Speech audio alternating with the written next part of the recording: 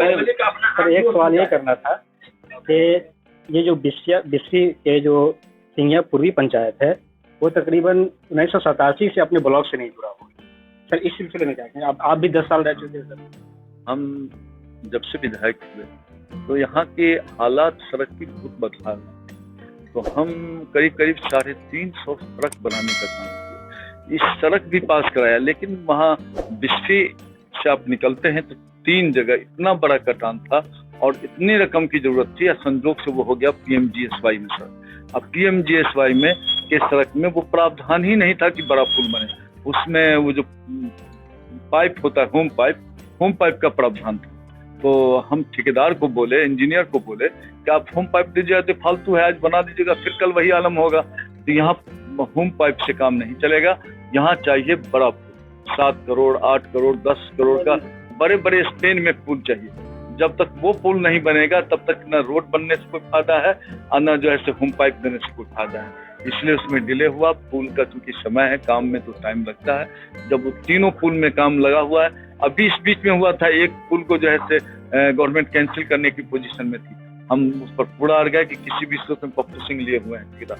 हम कहा किसी भी सूरत में कैंसिल नहीं होगी, क्योंकि गवर्नमेंट का कहना है एक पॉइंट पर 30 करोड़ 25 करोड़ से ऊपर रुपया लग रहा है, समझा नहीं। 2 पुल हमका जब एक भी पुल इसमें नहीं बना तो बेफायदा, तो इससे अच्छा तीनों पुल नहीं बनाई, जैसे जनता थी वैसे रही। तो अब पुल बन रहा है, देखिए पुल में तो 2-3 साल का वक्फा लग जाता है बनाने, बड़ा स्पेन का पुल है, तो पुल तैयार हो जाएगा तो आपका बहुत इजी गोइंग हो जाएगा। यहाँ सड़क की बात है, सड़क का बाढ़ की बात है, देखिए पूरा बिस्फी का पानी रथोस से लेकर के सब कलेक्टिवली जमा हो जाता है छछुआ में। छछुआ को हम लोग फर्स्ट राउंड में आया, उसमें टुकड़ा दिलवा दिया, गुड कम्युनिकेशन हो गया था। फिर अभी बाढ़ आया, फिर तोड़ दिया है। हम कहा कि भाई कम्युनिकेशन तो ठीक कर दिया, अभी हम आए तो टुकड़ा गिर रहा था। हमको लगता है आज ही फिनिश हो जाए, मोटरसाइकिल तो पास हो रही है, 4 चक्का आज ही हो जाए, चाहे कल से चालू हो जाएगा। तो ये आलम है। हम इस पर बहुत इसका स्टडी किया कि बिस्फी के बाढ़ का मेन क्या है, कैसे इसको रोका जाए, क्योंकि असोथू वाला सड़क है। हम लोग कभी लोग सोचा था है नसरुल्ला मामू यहाँ वो बता में वो कभी नहीं होता। तो हम पूरा स्टडी किया, स्टडी करने के बाद हम इस कंक्लूजन पर पहुंचे कि ये रथोस से लेकर के दुधैल तक अगर हम ईस्ट जैसे वेस्ट से बांध बंधा हुआ है, ईस्ट बांध को अगर बांध देते हैं तो हमारा ये परमानेंट निदान हो जाएगा, किसान का भी जान बचेगा, किसान का भी अच्छी हालत हो जाएगी। और सड़क जो हम लोग हर साल बनवाते हैं फिर वो खराब हो जाती है, टूट जाती है, उससे भी बचत होगी। हम इस बार मार्च के हाउस में हम लाए थे, फरवरी में जो हाउस चला था उसमें हम इस क्वेश्चन को लाए थे, लेकिन उसके बाद कोरोना का मामला हो गया, हाउस से नहीं चला, सरकार का कोई काम नहीं हो पाया। नहीं तो हम इस बार बहुत हद तक मंत्री हमारे क्वेश्चन पर एक्सेप्ट कर लिया था कि ये आपका सही है। क्योंकि पहले जो बाढ़ प्रमंडल है इसका, जानते हैं बाढ़ का 2 ऑफिस है, वेस्ट ईस्ट, दोनों की ऑफिस झंझारपुर है। यहाँ समीक्षा बैठक डीएम के साथ हो रही थी, उसमें वो बोला कि ये फ्रूटफुल नहीं है। हम कहा कहाँ से आप झंझारपुर से देखा, क्या आप शहर जमीन पर जाके देखा कि ये फ्रूटफुल है कि नहीं, इससे कितनी क्षति होता है, इसका आकलन आपने क्यों नहीं किया। तब जा करके उसको जो हमारा क्वेश्चन था उस पर जवाब दिया सरकार को, ये जो है बांध बंधान देने पर बहुत एरिया के बाढ़ से बचाया जा सकता है। लेकिन अब काम नहीं हुआ, लॉकडाउन हो गया, कोरोना हो गया।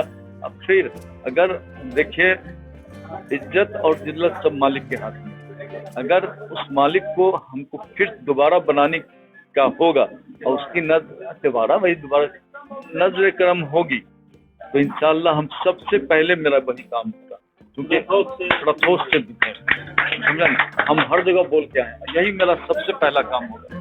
क्योंकि हम रोड बना लाते हैं, सब टूट जाता है, फिर बरसात के बाद वैसे ही आलम हो जाता है। एक क्वेश्चन और ये है, मैं इंडिविजुअली तौर पे इस क्वेश्चन को करना चाहूँगा कि अभी 2 महीना पहले मेरे गांव से ही एक लड़का नौजवान था, तकरीबन 18-19 साल उनकी उम्र होगी, और वो बहुत ज़्यादा जैसे मतलब परेशान था, बीमार था। उसको DMCH ने उसको ये कर दिया था, कहा था PMCH रेफर कर दिया था, लेकिन वो PMCH से एक बार लौट करके आ चुका था, दोबारा वो DMCH में गया था।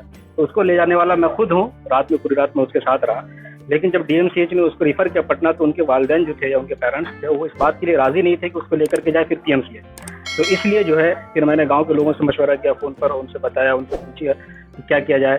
तो लोगों ने ये सलाह दिया कि डॉक्टर फैयाज साहब का जो है मेडिकल आजकल जो है बहुत अच्छा चल रहा है, आप उसको एक बार वहाँ ले जा सकते हैं। तो मैं वहाँ ले गया था, फिर यहाँ आपके पास फ़ोन भी गया, लेकिन वहाँ उसको एंट्री नहीं मिली। तो सवाल ये पैदा होता है कि आपने इतना बड़ा मेडिकल कॉलेज खोला है या मेडिकल जैसे एक एक्सपेरिमेंट के लिए, तजर्बा के लिए, जिससे वहाँ एक हॉस्पिटल बनाया गया है, तो फिर जब अपनी ही कॉन्स्टिट्यूंसी से असेंबली के जो लोग हैं परेशान हो रहे हैं, अगर उनको एंट्री नहीं मिलेगी वो भी आपके फ़ोन पर, तो फिर लोग कहाँ जाएंगे?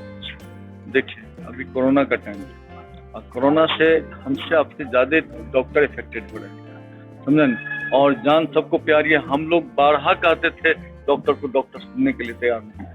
हम उसको जांचने के लिए पूरा मास्क जो है यहाँ से लेके यहाँ तक वाला पूरा लाए थे, जैसे हेलमेट टाइप का।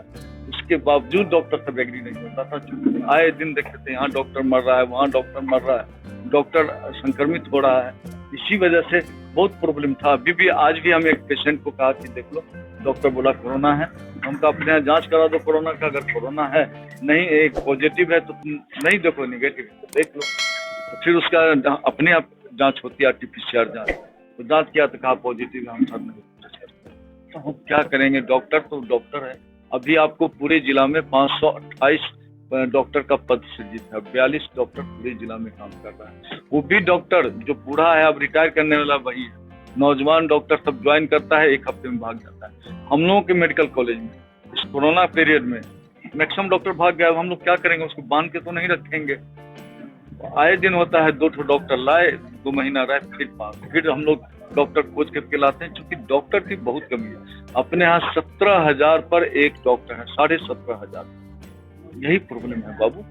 जब आपको डीएमसीएच नहीं किया, पीएमसीएच नहीं किया, तो समझ लीजिए। इसलिए हमारे यहाँ नहीं, तो हमने फोन भी किया। आए दिन हम आज भी एक पेशेंट के लिए फोन किया, जो हम अभी बताया। डॉक्टर ने बताया कि सर उसको कोरोना का लक्षण है, जब तक कोरोना ही नहीं हो, जांच नहीं होगा, तब तक हम उसको छू नहीं सकते। सर एक सवाल और ये, आजकल जो है जो सेंट्रल गवर्नमेंट है वो फिजिकल एजुकेशन पर और स्पेशली स्पोर्ट्स पर, गेम्स पर जो है बहुत ज़्यादा जोर दे रही है, और वो कह रही है कि फिट इंडिया तो डेवलप्ड इंडिया। तो इस सिलसिले में जो है हमारे जो पूरे विश्व विधानसभा क्षेत्र में कहीं किसी तरह का जो एक स्पोर्ट्स सरगर्मियाँ होती है, वो उस तरह का किसी भी लेवल पर, ना डिस्ट्रिक्ट लेवल पर, ना अपने ब्लॉक लेवल पर, ना पंचायत लेवल पर, इवन इस तरह का कोई खेल का मैदान है, न इस तरह की चीज़ें। तो क्या आप इस सिलसिले में, आपके सामने कोई मंसूबा है? देखिए, ये मंसूबा तभी हो सकता है जब जमीनें मिले। आज किसी भी इलाके में, किसी भी गांव में, आज जो आप फिट इंडिया की बात कर रहे हैं, हम उतना दूर तक नहीं जाते हैं। ये लफ्जाजी है, ये जुमला है, समझा नहीं। अगर आप फिट इंडिया कराना चाहते हैं, आप अच्छा खेल का करना चाहते हैं, तो मैदान दीजिए। जब ही नहीं दे सकते तो जुमला बोल के, बहुत जुमला बोला गया बिहार के मामले में। कई मुख्तलिफ चुनाव में क्या हुआ? कहीं कुछ नहीं हुआ। तो सर इसके लिए मतलब लोग, पब्लिक ही अगर जमीन देगी तो होगी, गवर्नमेंट अपनी तरफ से कुछ इनिशिएट ले? बाबू, जिला स्टेडियम है, मेरे घर के सामने में है कि नहीं? जबकि जिला में एक स्टेडियम की नहायत जरूरी है, कहाँ गवर्नमेंट कर पाती है? सर तो बहुत सारी जमीन है, कनीज फातिमा वक्फ बोर्ड, आप कनीज फातिमा वक्फ बोर्ड से दिलवा दीजिए। तो आप लोग ट्रस्ट बोर्ड नहीं देते हैं,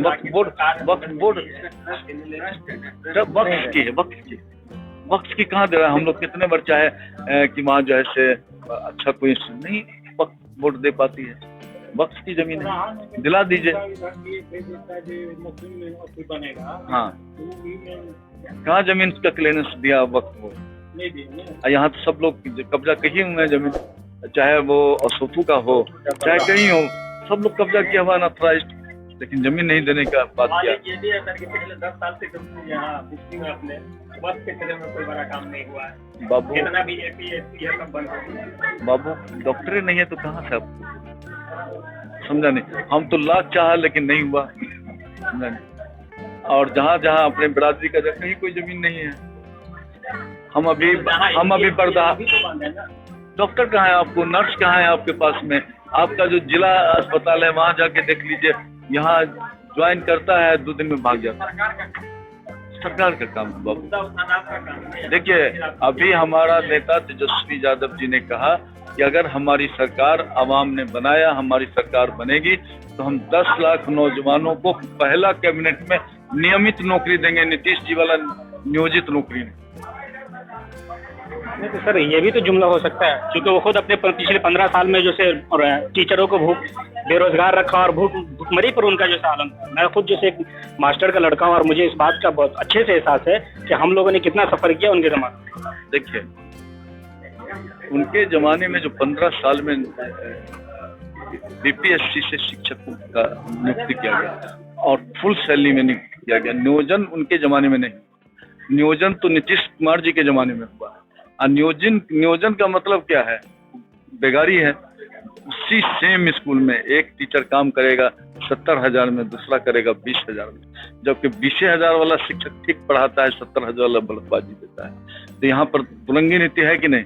लेकिन हम, और जबकि सीट उतना खाली है, अब जोड़ लीजिए ना, जितना पहले से सैंक्शन पोस्ट है, चाहे प्राइमरी स्कूल में हो, हाई स्कूल में हो, कॉलेजेस में हो, वही को जोड़ लीजिए। अब 10 लाख से आपको ज्यादा चला जाएगा खाली शिक्षा विभाग में, जबकि उसके लिए कोई दूसरा प्रबंध करने। तो ये पोस्ट सिर्फ 15 सालों में थोड़ी खाली हुई, उससे पहले ही खाली थी।